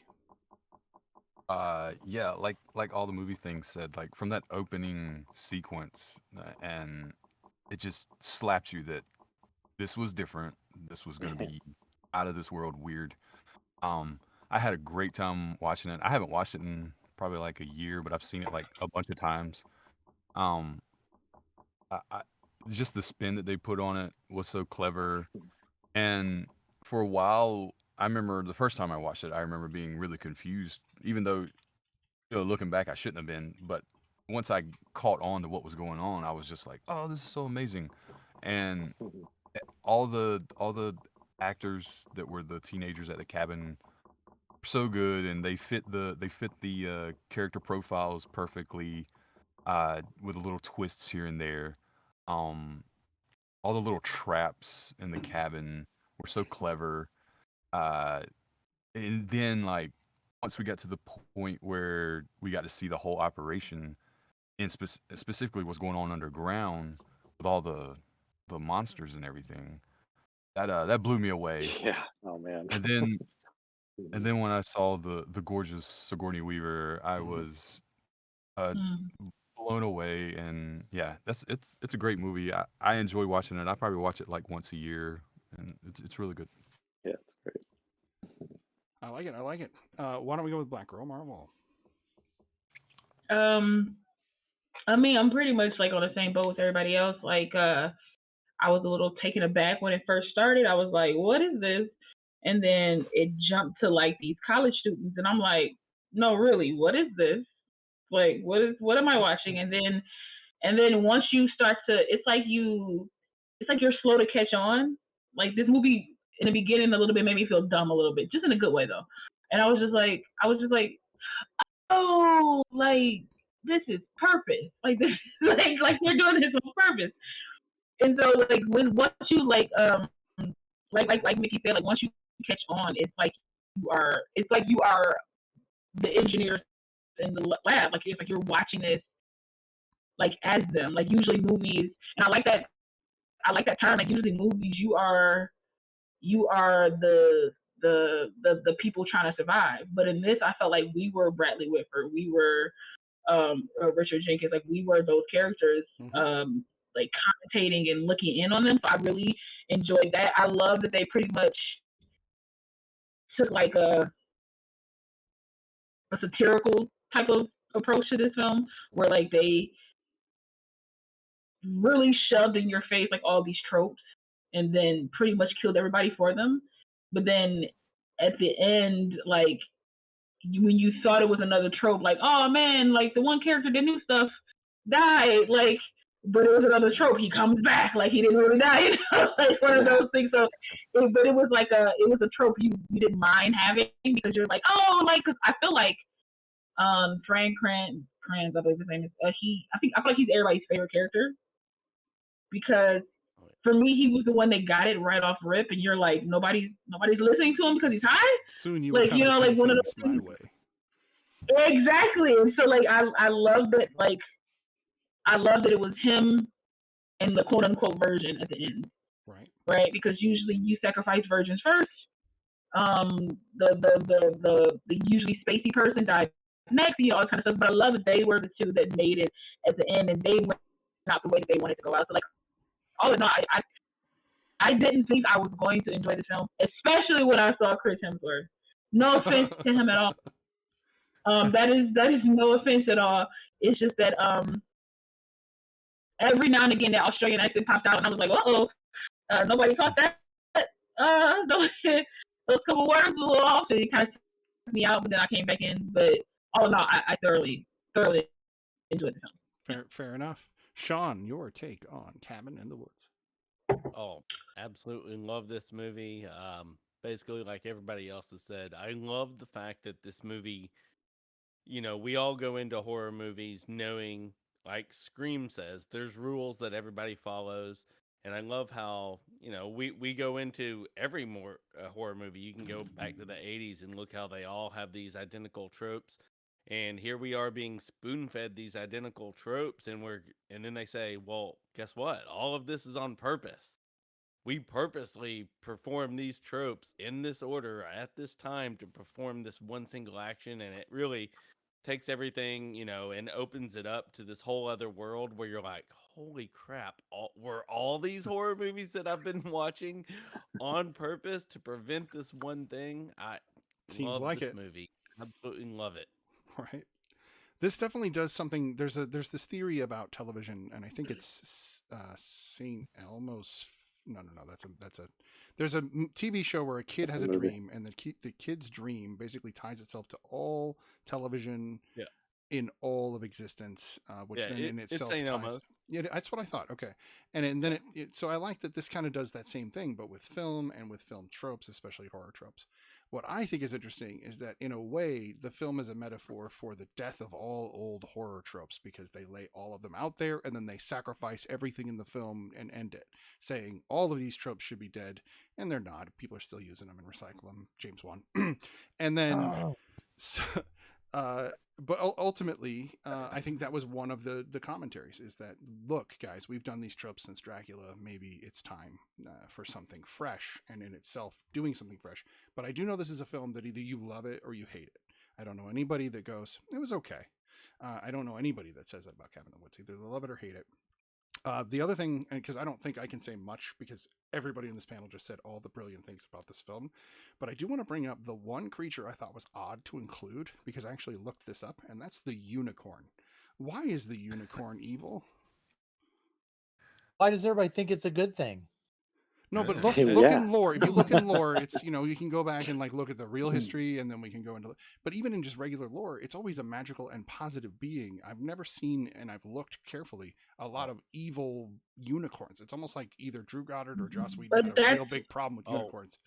Oh, But that's what I love, though. Like, cause you got this usual symbol for good that people would let Mhm. their guard down around, and you Exactly. flip it on its head and Yeah. make it a symbol of bad. It could take you. I mean, the whole movie It is could take you that. by You know? surprise. That's fair. Yeah. You know, yeah, and that's like the whole movie. So yeah, I love that. I'm Flipping gonna all have these dark things, yeah. unicorns in my stuff in the future. Yeah. Just there's remember, a in the Chucky universe, like Chucky was like an admired doll in that universe until He's a Right. Woody you doll, know but the then good he goes guy. He was a psycho. good guy. Right. Yeah. Yeah, Mhm. but I you want know, to see a Woody Chucky now. That would be cool. Yeah. if you want to ever see a bad unicorn, watch Gravity Falls. There's a unicorn in an Oh, episode yeah. in Gravity That's right. Falls that's a total jerk. See, I think of Onward. Mean to Mabel. Funny. Don't The be mean to Pixar movie? Mabel. I love that they make them like flies in the town. Yeah, Like, they're just- like a nuisance, like bad cat, like stray Yeah. cats in Onward. they're I like love donkey. Like That's right. Yeah. That. They're fighting. They're like no, they're more like raccoons because they're fighting over the trash. But yeah. Oh yeah, Yeah. Yeah. Anyway, that stood out to me as a lot of things. But I do love, like, we could seriously sit here and talk about every single horror character, which is almost too many to mention. And I know that somebody's compiled a list on Reddit. That's obvious. Yeah. But the interesting thing is, have you ever stopped and paused on the whiteboard? Has anybody ever done that? Nobody on the even after we panel? talked about this last Probably time, I not didn't. It was my personally, first but time I've- watching it. I'm not I- thinking That's about the fair, whiteboard. that's I've seen images of it, but I couldn't recall anything on it right now. Exactly. I thought So- about doing it, and then I changed my mind. You should absolutely pause on the whiteboard Yeah, and well. look at all the different things and then connect them to the basement. And I think it's so clever that they did, because whenever I watch this movie, I get a 13 Ghosts kind of a feel. The one Oh, with yeah. Matthew Lillard. And I think the dude with the razor blades in his head is absolutely, kind of modeled after that. And other characters. But then, you get the ballerina face. And I don't know. I love talking about this movie just because the Yeah. creatures alone. Oh yeah. There's even a nod to Elijah Wood's character in Sin City on the board. Is there really? Oh, really? Yeah, Awesome. Yeah, but there's and I like that Bradley Whitford makes the distinction between just zombies and country redneck zombie family. There's a very Yeah. let's make sure there's a separation yeah. here. And I did love his approach too. I wish we could have a merman. Wouldn't that be cool? And the irony, Yeah. of course. Yeah. Of course. And the irony, I It love paid it. off. That was Yeah. honestly that was a great payoff for me at the end. I think I laughed audibly. Usually when I laugh, I'm more of an internal like. But this, I was like, ha! Like I laughed out loud. Like it was like super funny. I was like, just to come up, this is great. I love it. The best. Why wouldn't the creatures turn on each other? I mean, you don't turn on I don't family. know. Yeah. It's a good point. We've all been locked up Tom- together. Tom We see Toretto's each in other there from time to somewhere. Yeah, they're time. all kind of prisoners. Yeah. Yeah. Don't say I'm not gonna family. turn on other Hey. prisoners. I'm trying to And you think Try to about get out here together. prison riot. The prison riots they're always going after the guards, not the. That's true. the- Even if they have the- beef Oh with no, each they go other. after each other. They do, but Oh, yeah, that's got to be I some know, They're but shaking the serious. guy in the like- corner that kept stealing the peas. That's Yeah. true. But unless maybe we just didn't see some of that because there's so much chaos going on. Like True. it just Or- seems like the focus is. on or maybe another way to look at it is that they're all connected to that Titan, possibly. right. Where was I gonna would ask think that that. they're all connected to that Titan. Yeah. So when Yeah. everything was just going to like hell in a handbasket, it's possible that the Titan sent out a Bible and was like, "Yo, murder everybody." Yeah. He Like, you also never might know. not be on the menu. Yeah. Now that's the So, question I have, because I got a very I would love to see, not because I ever want a sequel to this film, I don't, but I would love to see the aftermath a little bit, just to see if it is a Titan running around, and do those creatures run around much like the man with 1,000 arms kind of creature, or the Cerberus, or other Greek creatures. Would they stick around, or they would just wander the Kronos. earth, and or Right. I don't know. That's why I like movies that end like this, because you get to play with that. Yeah. Anyway. Oh yeah. Any other thoughts on Cabin in the Woods? Because we could seriously.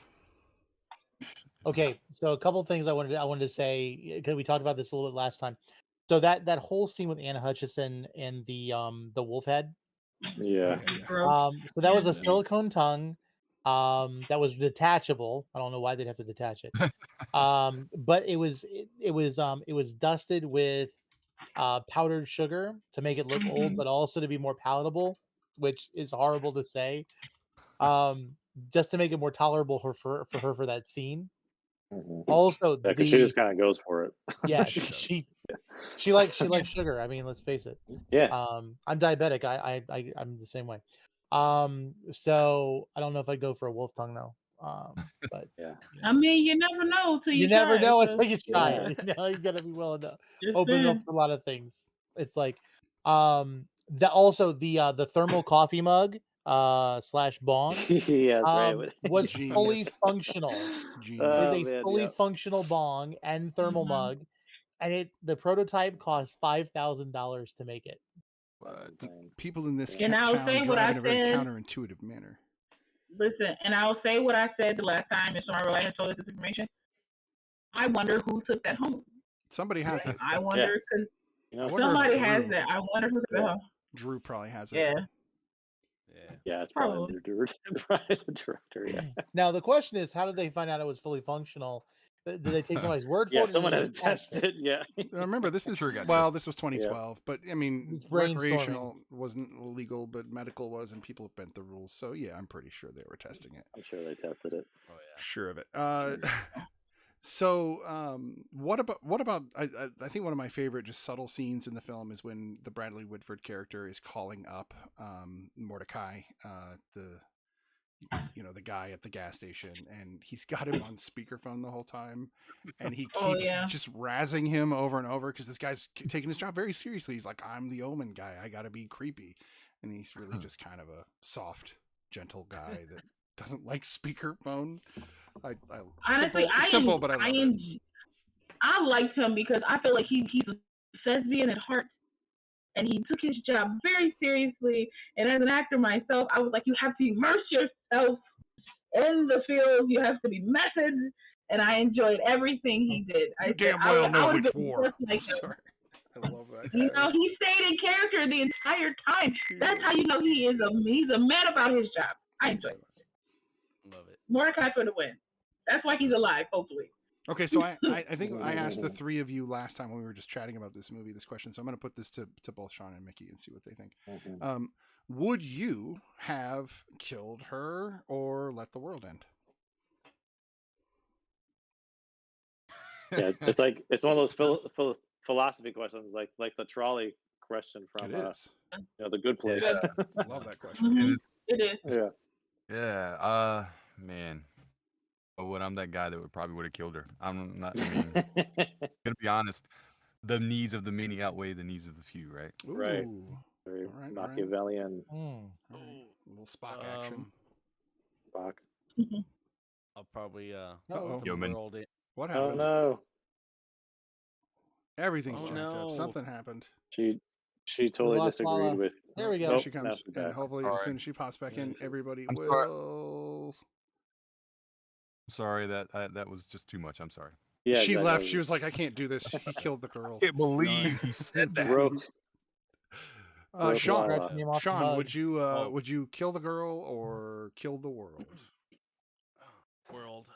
World killer. Now, Dang. may I say what we all said last time? Because I think it was a unanimous decision last time. Yeah. What'd y'all choose? So Smoked her. no, I think all of us chose world ending. I think was Mhm. last time. I don't know why. I'm Oh, that man, guy, we're I losing. guess. No, that's okay. We agree that on this show there's always a naysayer or there's somebody that stands in opposition. So you are that tonight. That's normal. We like it. We like it. No, but yeah, I would watch the world burn. Yeah, I would. I mean, you get a front row seat. Like, True. Yeah. Way to go, man. You're right. And they went out. Actually. And they went out smoking. What the? Top notch. Yeah, exactly. If you're gonna go, that's pretty. That's the way to go, man. Like, come on, this is the way to go. Wouldn't you want to be a couple miles away to watch the Titan come out of the ground? So Mordecai's got a great view of what's going on. Pretty cool. I mean, but honestly, in that moment, like with everything that happened, either you're going to just sit down there and get crushed by the building and by the Titan, or you're going to make your way up where all the creatures are and try to survive that again. So I'm gonna sit on these steps. I'm gonna get high and be like, dang, it's a real Titan, and go about my day. That's the bloodiest joint I've ever seen in a movie. Yeah. And would it really have affected them fast enough? It's a good question. Yeah. More just the concept. You soak hard enough. Right. So if you inhale hard enough. Don't exhale at all. Yeah, not at all. Just hold it. Pure head rush. Last breath. I don't remember what happened. I was dazing out at the end of the world. That thing. Right. Yeah, but who would you be telling that to? I was dazing out at the end of the world. You tell it to your wife at the pyramid. We'll never know. In the void. We'll never know.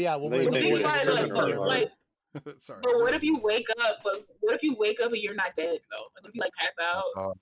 Okay, so there's a And movie. you wake up and you're not dead. There's a movie called The Quiet Earth that is literally that. You should check it out. A very interesting, very kind of slow but interesting sci-fi about a guy who dies at the same time the world ends, so he doesn't die. Very interesting concept. Oh. So sorry, that just reminded me of that, and I've always tried to get people to check that movie out. So what's it called again? The Quiet Earth. It's an '80s film. So on it. Definitely. Was that with Charlton Heston? Because I thought all '80s films were with Charlton Heston. Well, I guess we're just kind of in chat mode. We are going to rate Cabin in the Woods, but we're kind of ahead of schedule. These movies were not overly difficult to do ratings on, even with all of us here. But I think having done Cabin in the Woods chatted a few weeks ago kind of took the wind out of our sails a little. The in-depth discussion about it already. But The Quiet Earth should be simply, I think it's 87. I think. 85. 85. Okay. Did you guys ever see the Night of the Comet at all? Yes.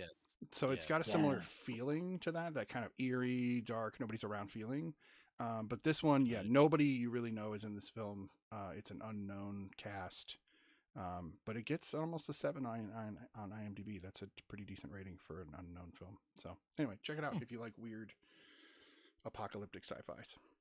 Nice. Anyway, that being said, we do plan on reviewing some other movies. It looked like Marvelite sneakily redeemed a movie tonight. I don't know if anybody noticed that. He didn't sneakily do anything because I noticed it. He did that specifically as a spit in my face. I knew it. I saw it. I was talking about doing it myself. The debate can also be: are we talking about the original or the remake? Well, the original will be called The Thing from Another World. Yeah. Okay. So I say if we're going to do it, I think that we should do A Thing from Another World and John Carpenter's 1981, The Thing, because they are a great pair and two very different films, and you get to see what Carpenter did with it. And now it's on the redeem list, so we're going to have to watch The Thing. I think it's something we could do next week, because why not? We'll just go right out of one Lovecraftian concept into another, or into the original. And then we'll figure out the other movies. Have you all seen Lovecraft Country? I've seen a few episodes, but I have not gotten a chance to finish it off. I have not seen any of it. I loved it. I couldn't get enough of it. Yeah. It is only one season, unfortunately. They did cancel it. I don't want to talk about it. I just want to see if you guys seen it. I know. And yes, my heart. I definitely love it. If you are a fan of, how do I already forget his name? He's playing... Jonathan Majors? Thank you. Thank you. Mhm. Jonathan You're Majors is the main welcome. actor, and he's phenomenal in it. Yeah, This is Um, this is what I'm good for in the group. I know names of people. oh, speaking of which, so we do have the Discord up and running, and I've been working really hard on getting it a little bit more kind of spread out and more stuff to do. So I do encourage everybody, and I know there's quite a few people in the chat even that do show up. Black Girl Marvel and I are in there all the time. And so is Mickey. Actually, he's in there all the time. And we were always doing gift chat. If you enjoy just being a weirdo, we're also doing movie games, movie trivia, all sorts of fun stuff. But there is a movie game that we're doing that should be a blast if we can get a few people to join, and considering doing some short tournaments out of it. So if you enjoy movies and know actors well, it should be a fun time. Right now, the reigning champion is Black Girl Marvel. She is going to kick everybody's butt because she does have a name or a knack for actors' voice or names. I that's don't know awesome. how, but she's killing I it. don't know either. That's I the might only thing have that to jump retains in in my on that. brain. So yeah, come stop by if you haven't yet, and then I alert everybody when it's time. So if your alerts aren't working or you don't understand Discord, don't hesitate to hit me up. I can walk you through it and help you out. Um, Anything else you guys want to talk about with Cabin in the Woods before we go to our ratings? Silence. I wish I had my crickets. Do I have my crickets? I bet you I do have crickets. Oh, look. Crickets. If only we could hear those crickets. If you watch the show and or catch it on the podcast, you will hear those crickets. Oh, this would be a good time to plug the podcast. We do have a podcast on both Apple and Anchor. If you guys have not checked that out, please subscribe. You can watch or not watch. You can listen to the entire thing. We are considering turning into a vlog or a video podcast as well, so that you can see this at any time instead of having to go to either Twitch or YouTube. It'll be available everywhere. That being said, let's move to some ratings of Cabin in the Woods. Let's start off with the Black Girl Marvel. I give Cabin in the Woods a solid 8.5. It's a film that caught me off guard. I don't know if I would watch it again, but I mean, it is. I get to give it 8.5. So maybe I like give me a couple years and then I'll like revisit it and be like, maybe see some things I didn't see before. Um, but again, it was one of those movies that I didn't think to even go see. I saw the trailer and was like, it's not my cup of tea. Happy that I was able to see it now. I can appreciate. I think I can appreciate it now more now than I could in like 2012. If I'm being completely honest. 12-year-old me would have been like, these dudes are like so cute. Oh my gosh. Look at everybody. And like, I think I would have liked all the monsters at the end. So like 12-year-old me would probably give it like a 9. Sweet, sweet. Mickey. I'm gonna give it a 9. I really, really like this movie. I enjoyed how it kind of flipped everything in a way we'd never seen before. That excited me, and it was something that made it fresh for me to watch, over and over again. Um, 12-year-old me probably would have felt the same way. It probably would have went more over his head, but still, he would have really enjoyed all the monsters and all the creepiness and the jokes and stuff. So yeah, but I say 9. All right. Sean. Oh, I'm going I want to say 9.5 or something, but I need to be realistic. I'm gonna go with a 9.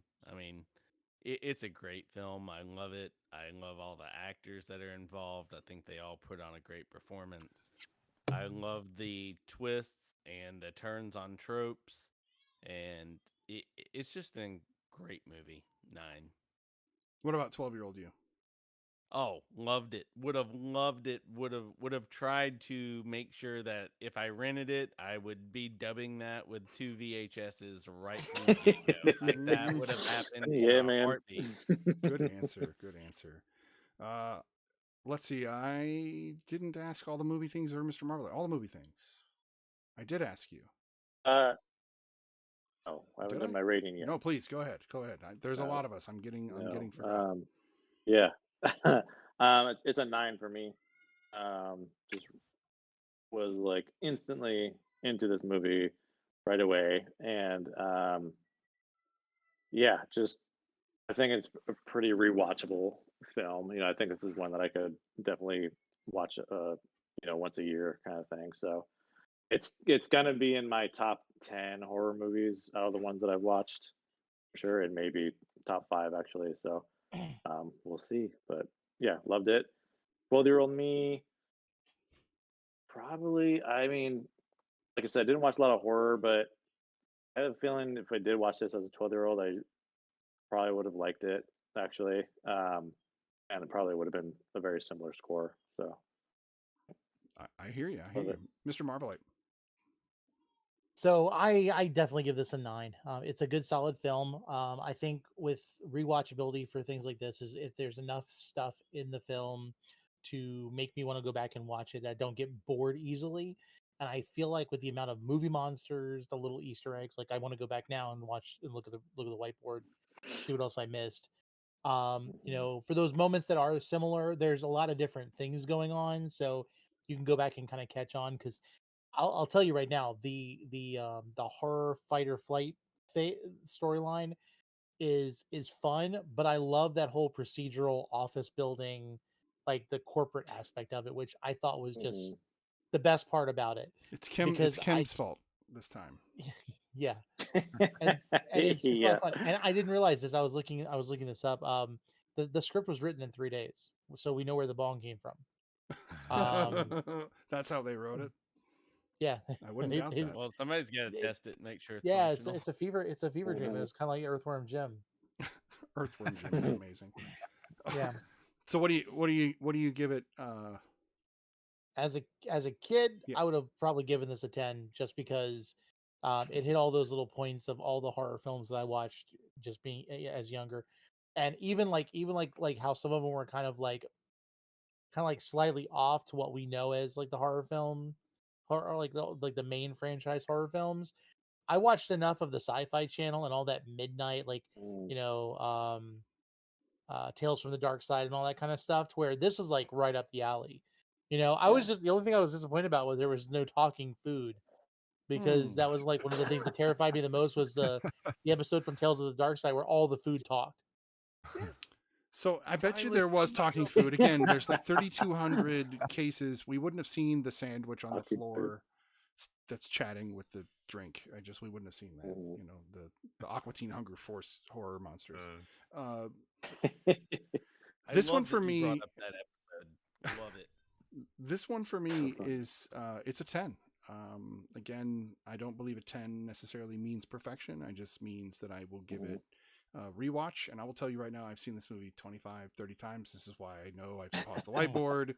I know this movie way too well. It's been out for 9 years. I watch it at least twice a year. So start adding that up.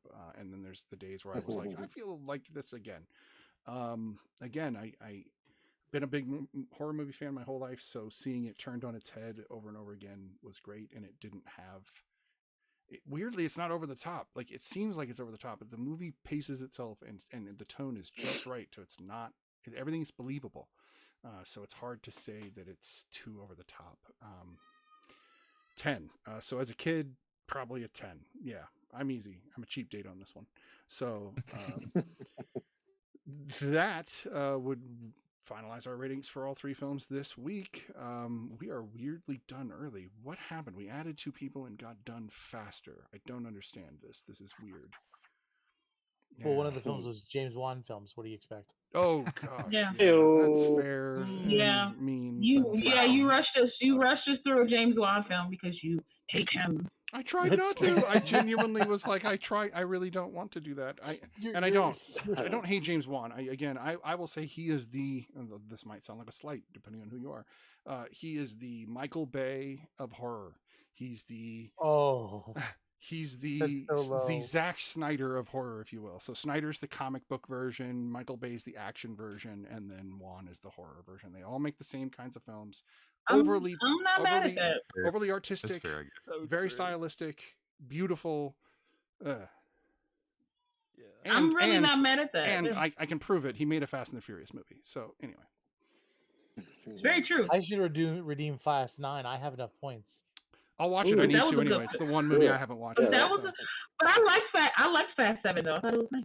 It was one of the better ones. The building to building jump was cool. There's some interesting stuff. Honestly, at this point, I'll just say this. At this point, everybody should just take Fast and Furious with a grain of salt. Just like it's not it's not going to be a blockbuster. I mean, it's going to be a blockbuster film because it's big, but you know what you get. know it's going to be crazy. Exactly. So stop trying to put like Oscar. I'm not saying anybody's in this group is doing that, but I know a lot of people are trying to put like filmmaking on this film. They're like it should be realistic.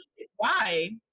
No, but All these they'll believe a superhero man can films not fly, but realistic. they don't believe those And guys can go to space. yeah, and like you can see the evolution through each movie. Like Mhm. it starts very grounded, you know, but it was based off of like this article written in a San Diego newspaper, so it was like inspired by that. So yeah, it's based in reality. But then as we keep going, you know, it's just like I mean, exponentially. if you go back to the So first Fast and the Furious film, they were still in DVDs. Yeah, And they it went were. from exactly. it went from them selling DVDs to working for the government because they are just really good at Because driving of cars. family. Because Yeah, they you gotta, robbed, they robbed you like gotta- the head of the whole, respect that, though. Brazilian government.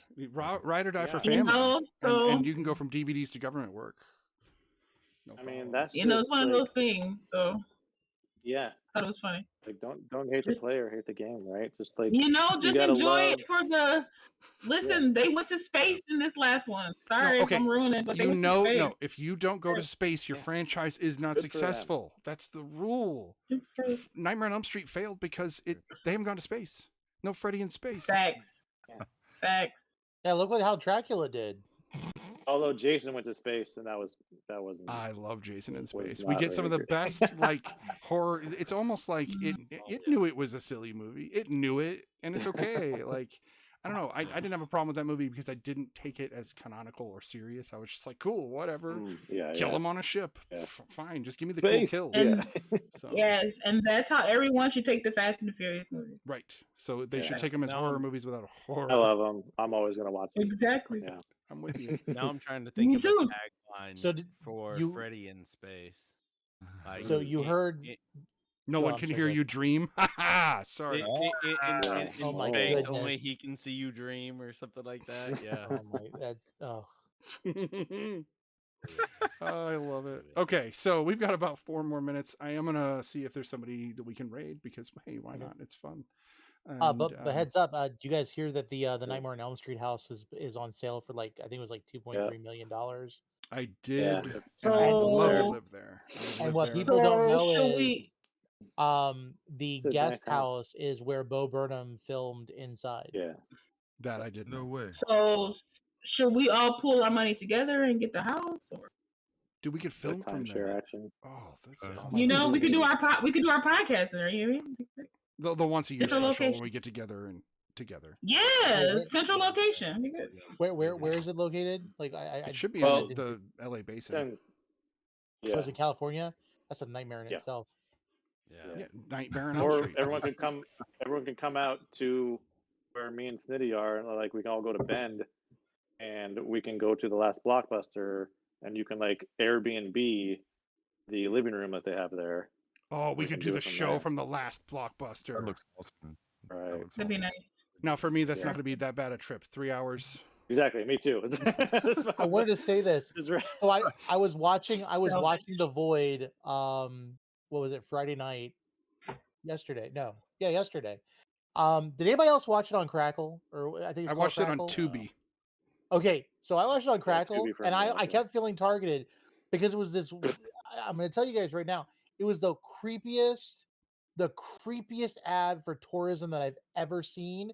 And it was for Oregon, and it kept playing over and over and over again. Oh, and was I'm it like, not one of the Studio Ghibli style ones? no, it was like the Those have cartoon been thing where like what? it morphed to like it was like there was like animals running in the field, and there was spirit animals, and then it Oh was yeah, like that's the Indian. That's the that's one. Studio Ghibli style. Yeah. It's so weird. That's Oregon, We man. love it. You tapped That's into what Oregon. we're like over here. love those That ads. video is Yeah. us. Like it really is. Yeah. Like That's- I didn't understand it, and I realized it's because I don't have LSD. No, you just don't live in the Willamette Valley, where the grass seed just wafts over everybody, and everybody's sneezing constantly, so we all feel like we're constantly in a haze. That's a fact. That's a fact. Grass seed of the world over here. Anyway, And then what was it? The moose looking guy marrying like Mother Earth at the end. Like I was confused. I was like, and then it wasn't until the ending where it said visit Oregon. I was like, what? No, no. not anymore. Those have gotten really well received as far as like ads go. I think that was like done by that huge ad agency we have here. So did as your well. did I your can't remember the tourism name. go up since that ad was out? Because I can tell you the rest of the Actually, I states think it probably don't did. understand it. Actually, I don't go It- out much, because so I there's couldn't a lot- tell it you. did. They're probably like, you know what? We need to go to Oregon and get the good ganja. Oh yeah. Ganja? I mean that is Ganja. I'll have what they're having. that is true though. I mean, Well, we were the second when I was state. in the military. Yeah, when I was in the military, I had guys that I worked with when I was stationed in California. They would drive to Oregon to get stuff, to get their stuff. even though you're not supposed to So smoke Mo weed in the Silverbrand military. said, "No offense to Oregon, but it totally makes sense that the last blockbuster's there." Yeah, Agreed. It's weird that it's in Bend, though. It should be over here somewhere. Yeah. I think because one of the last Yeah, ones 'cause I we worked actually- at was over here. yeah, and like in Portland, we have like independent video stores that are still kind of hanging on as well. You guys also have some They awesome were comic able to shops. like retain they were able to retain that Blockbuster brand though and everything. So and that would plus be there's all those expensive, things but that they managed it. on Oliver's. Yeah, yeah. There's all these like great film like props and costumes that they have that like John Oliver sent sent them. So like the jockstrap from Cinderella Man is there. So there you go. That's amazing. We'll definitely have to highlight that if we do go there. I wonder But who yeah, would think I want to get my hands on that. We'll review Cinderella Man and then talk about our relationship with the jockstrap. It still smells the same. Yes, I definitely. It's definitely a bit of a brand smell. Yeah. Bland, I should say. Yeah, I would know what brand you're smelling. Anyway, we're gonna raid a guy named Music by Sticks, and he is an awesome Canadian drummer slash DJ. He was one of the very first people I ever followed on Twitch, and he's got a great community. Just does fun, uplifting, positive stuff. It looks like he's doing a horror drum stream right now. I figured why not. Interesting. So you guys can check him out while you're there. This is the fun thing about Twitch is we get to raid different people. But this has been episode 6 of The Real Study, and we've got to thank our 2 special guests, Cell Phone Wallet and Keys and Super Kame Guru. Thank you guys so much. Thanks for having us. Of course, it's fun having you guys here. In Love unison. having you guys. It was. We should have you back as much as we can, and don't hesitate if you can make it on Sundays. Let me know ahead of time. We'll get you in. We'll get you in as a voice or a camera or whatever we need to do. So, that being said, I hope everybody has a great week, and you should see us next week with The Thing and a few other films. Normal time, normal. And happy Halloween. Normal day. And Yeah, yes, happy Happy Halloween. Be Halloween. safe. everybody. And we're rating. Have a great night, everyone. This will take another Have a 6 good night. seconds. How long does it take to raid? I get so impatient. 10 seconds, and then you can do a raid. So, and now I have control of it, so I'm going to say good night to all. Good night. Mm. Cool.